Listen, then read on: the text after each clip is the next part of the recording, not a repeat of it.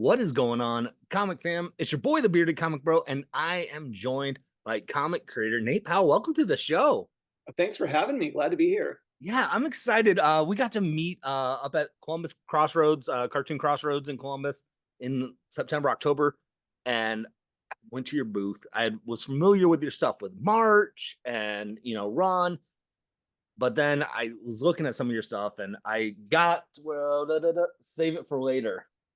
And after reading this and knowing your other stuff, I'm like, I became a huge fan of your work. So I appreciate it. And thanks for taking a chance on a lot of the different kind of avenues my work takes. yeah, and I wanted to talk about all these. Like I said, you've written a lot of books. Eisner nominated, Eisner won books, and awards out the wazoo.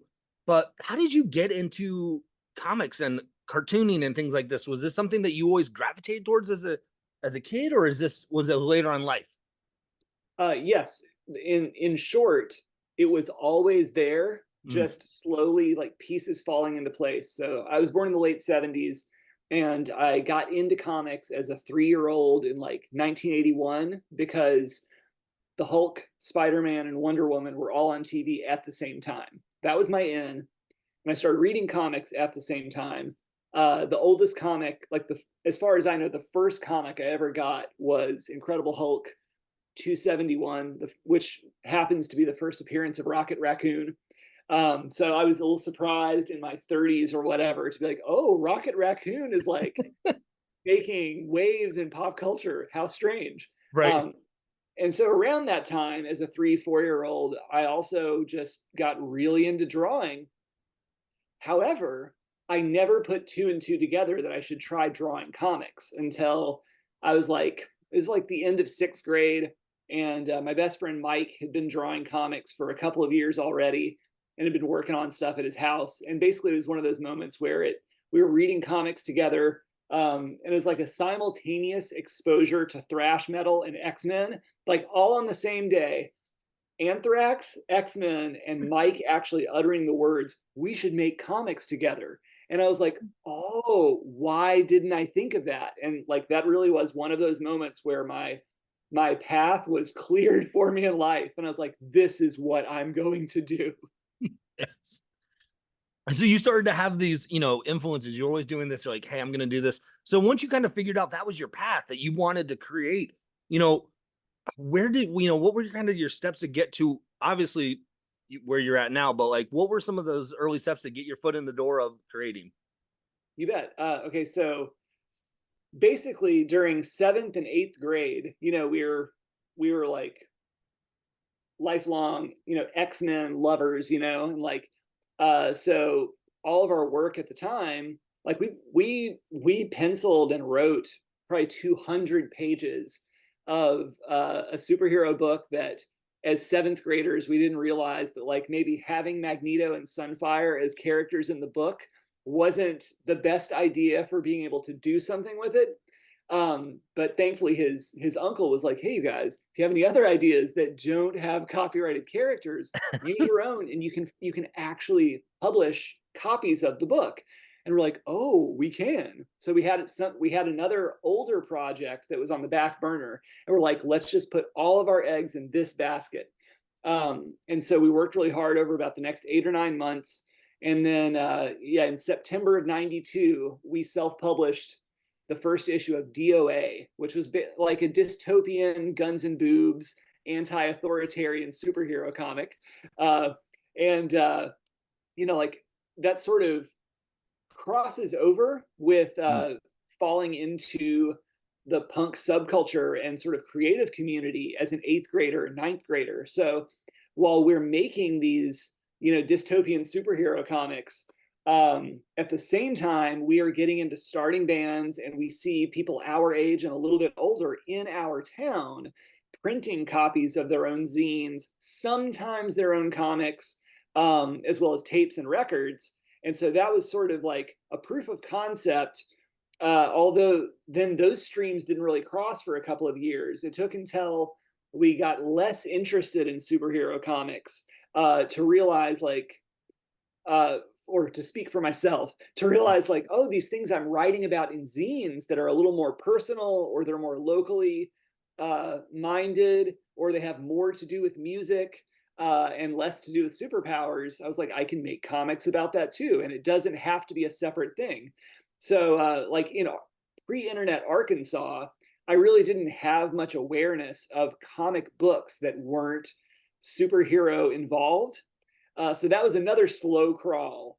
And over the next couple of years through the mid 90s, then getting exposed to a lot of stuff as a, upper high schooler. And really, it was just sort of like, as the DIY ethic of punk made me aware of certain ways of expression and publication being valid, uh, so also grew my awareness that comics could be used to tell all different kinds of stories and communicate in all different kinds of ways. Yeah. And you do your stories range across of, personal stuff, real life political stuff, you know, ev- all across the landscape. And so for you, how much does life tap into, your stories that you tell of your experiences and things like that?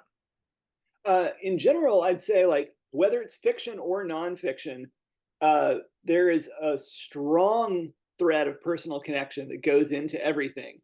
And I mean, a lot of this is like really to take that to the. I mean, I've done exactly one kind of memoir autobiographical book, which is Save It for Later. Mm, But taking that out of the equation, even going to well-known nonfiction work I've done, like the March trilogy, one reason why Chris Staros at Top Shelf recommended me for the job, and one reason why John Lewis and Andrew and I connected so immediately was being a lifelong Southerner who had this sort of intergenerational baseline awareness of not only of civil rights movement history, but a growing awareness of how I had been miseducated mm, uh, by the baby boomer generation on that history. But also that kind of folds into my social and political concerns, largely through punk, but also through X-Men. Like all of this is intertwined. And every time I'd be like, oh, this is the next door to step through.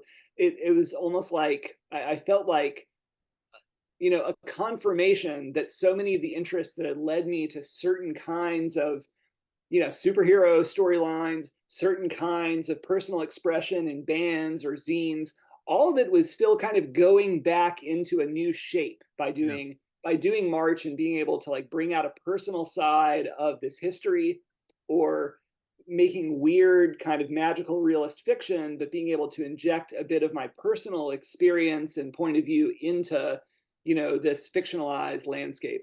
Yeah.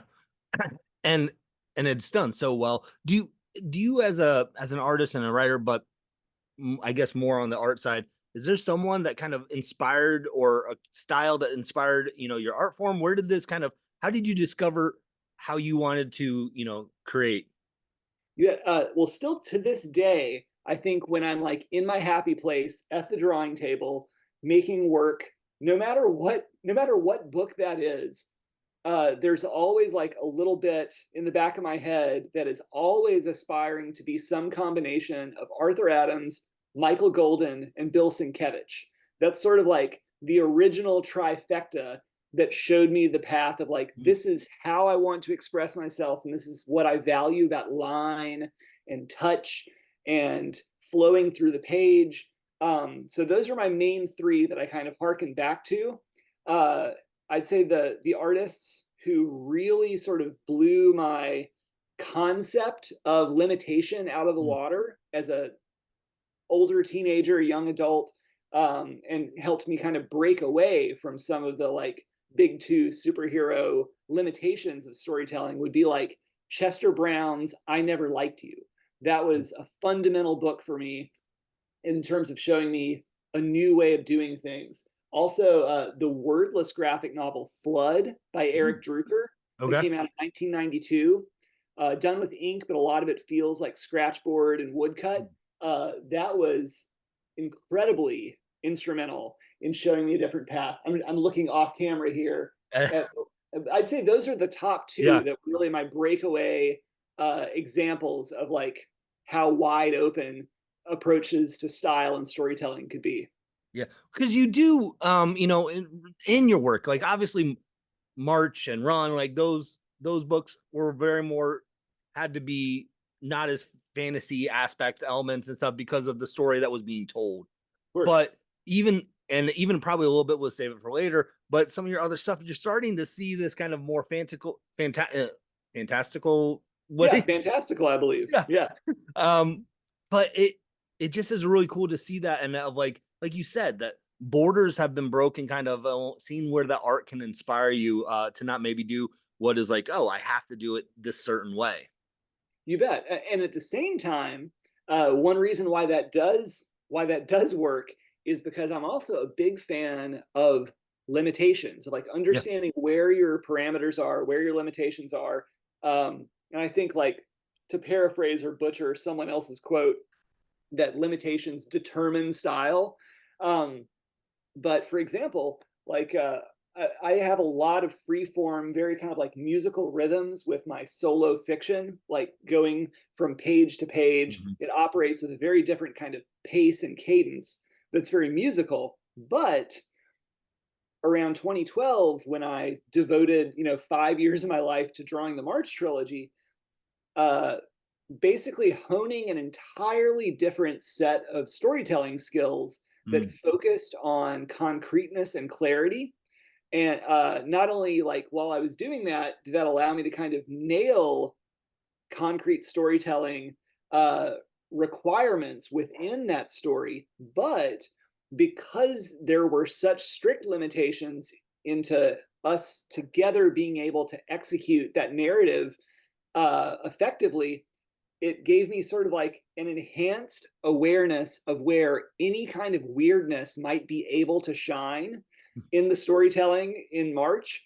Not only like subjective, personal stuff coming from within John Lewis's perspective, but these moments of emotional weight, these moments of spiritual significance that can't really be described in lines of script, but it's what's in between the lines of the script. So, like, when I finished March, I was able to go back and my weird stuff got weirder because I feel like it was it was anchored by that concrete, you know, clarity in storytelling that I learned during March. Yeah, that's that's fascinating. So one of the things I reached out to you for, because I wanted to talk to you because, like I said, I read your stuff and I've been a big fan. But you have a new book coming out It's at the true. time of this recording. Let's talk about it. Tell me all about this book. You bet. Okay, so yeah, this new book is called Fall Through. Yeah, it's coming out February 6th from Abrams. And in a nutshell, it's like an interdimensional 1990s Southern punk soap opera, for lack of a better word. I mean, it's a relationship story, but it's about, like, not only like the interpersonal relationships within this band that's stuck through some bootleg magical curse into being on tour forever, but it's not just the interpersonal relationships within the band, but it's also, a lot of it is about the social bonds of creative movements, like, and connections made between people who are interested in different creative subcultures. um, and so, like, there, it's very feelings heavy. It's also very much based in a world of 30 years ago. So what's interesting is, like, it's definitely very grounded in this highly specific moment in underground hardcore punk, but really it's much more about the kinds of contradictions and complexities and the kinds of interpersonal dynamics that go into any kind of creatively based community. Yeah.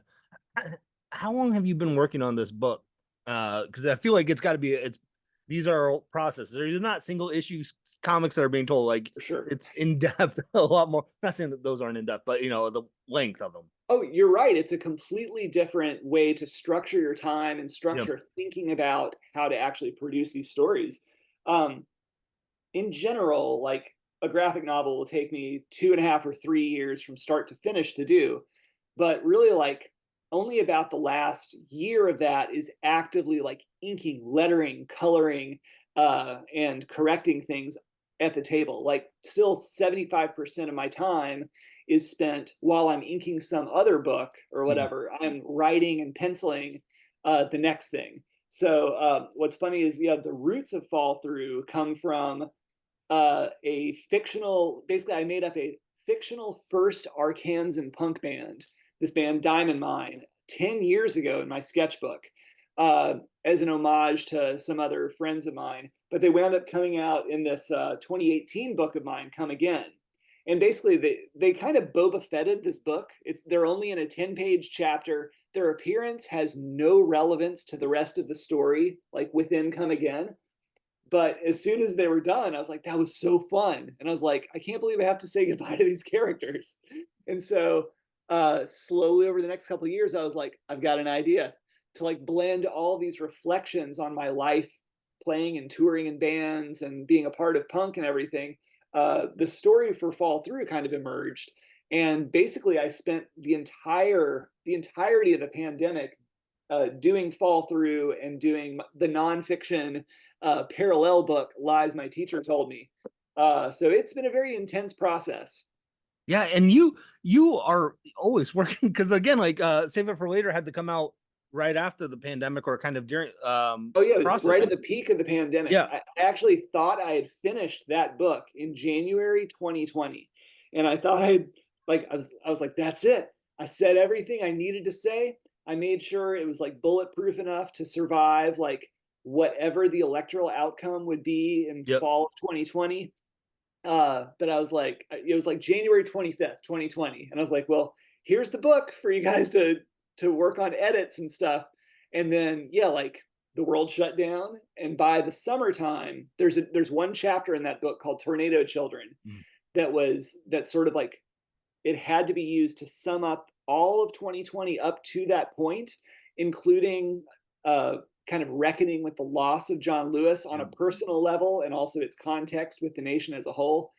But I had to finish that book, and it was sent to the printer before Election Day 2020. So it was like, as far as I know, it's the Yeah. first book ever published after the Trump regime that directly addresses and reflects on that administration Yeah. uh, after the fact. Yet I had to kind of write and draw those parts looking into the future so that it would survive either electoral outcome. It was a Yeah. real crazy position to be in. Not one you probably want to have to put yourself in of those often when you're creating. Woo! Yeah, it was wacky. That's oh man. So, you obviously when you work on a book, you do art for yourself and for other books and things. Do you gravitate more towards like when it's a story you kind of have crafted in your mind and are writing and doing the art more than doing other art for like a story that's already been determined? Or do you like I like both because they're different wheelhouses? Mostly the latter. Yeah, the fact that Yeah. they activate totally different parts of my brain. However, like doing my solo magical realist fiction, that's my home planet. And so like there are times where like particularly like during the pandemic, Fall Through was my happy place. And I was thankful every day that it was time to work on Fall Through and not something else. Same for doing Come Again for the entire year of 2017, where like I was trying to show up in the streets, trying to be a part of my community, trying to like stand up and speak up, touring with March and stuff. But I had Come Again to be able to like go into my cave and do my thing. There are those moments where like now I've sort of like there's such a strong part of my brain that really values doing more structured Mm. nonfiction work with writers. Like Lies My Teacher Told Me is a little bit different because I started with James Lewin. However, it's a full comics adaptation of mine of his previously published work. Okay. And Mm. yeah, and also he passed away about a year and a half into our agreement to do it. So like we put a lot of time in to make sure we were on the same page and that I was executing his vision.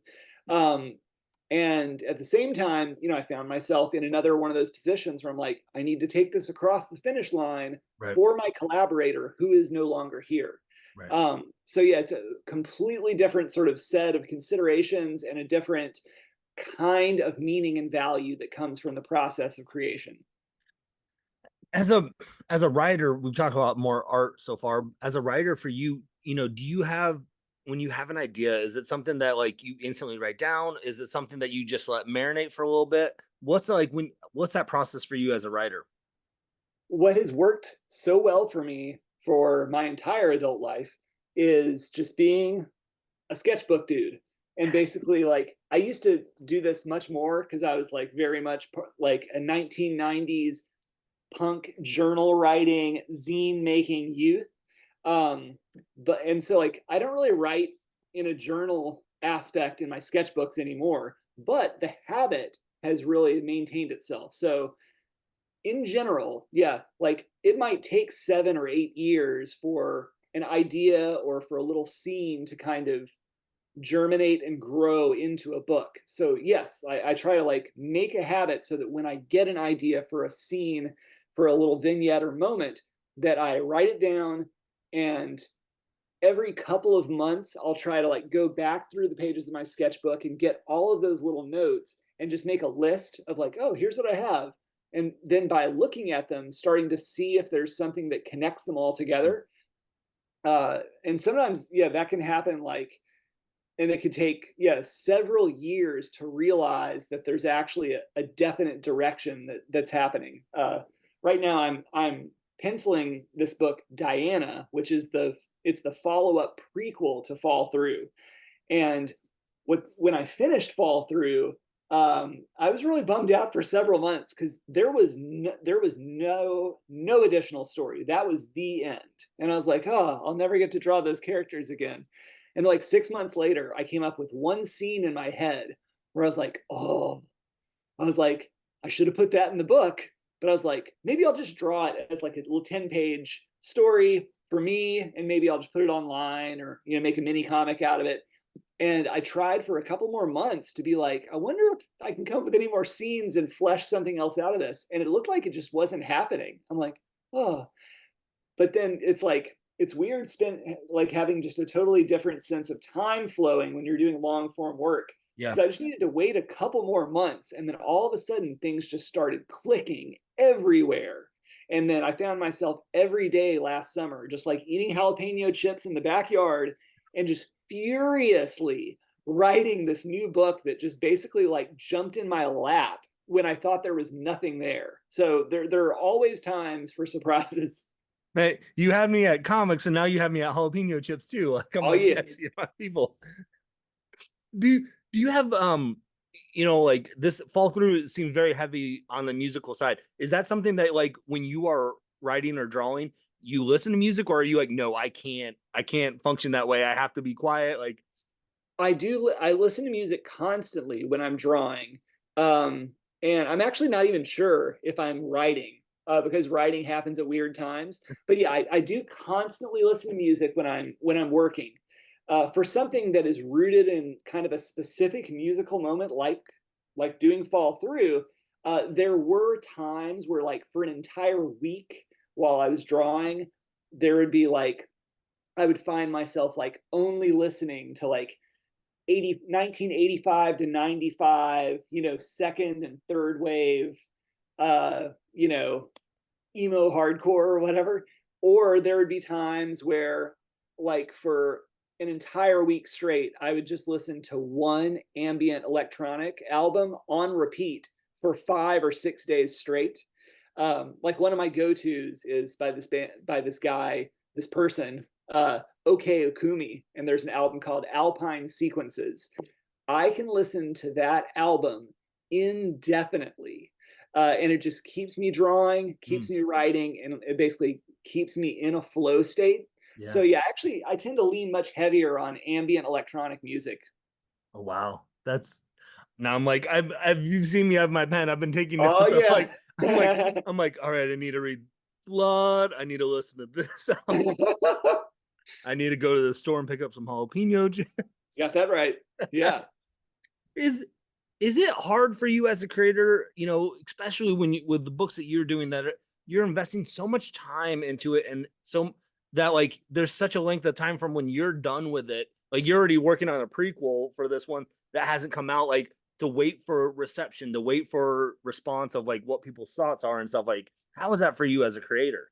It's weird. Yeah. Um, and it is interesting now that like for the last 5 years or so, I've worked with a publisher, Abrams, who's part of the larger book trade in publishing, and they operate under just slightly different rules. But in years past, like in the March era and before, I could finish a book and it would be sent off to the printer, 3 months before it would come out. And so that it was still very fresh. It was still the primary thing on my mind. And it was satisfying in a very different way to be able to pretty soon get feedback over what I had just completed. But yeah, like I finished Drawing Fall Through a year and a half ago almost. Um, and that actually wound up having an unexpected benefit because I sort of went past the wall Mm. of being like, oh, well, it's not fresh in my mind, but then having room personally for like a second and third set of insight and reflection on what I did and kind of let go of it to Yeah. be able to like, so it was less precious to me and I was able to kind of let it back out to the world. Um, However, it's strange because now I'm so deep into this prequel book, Diana, which it looks like it's going to be like 280 pages.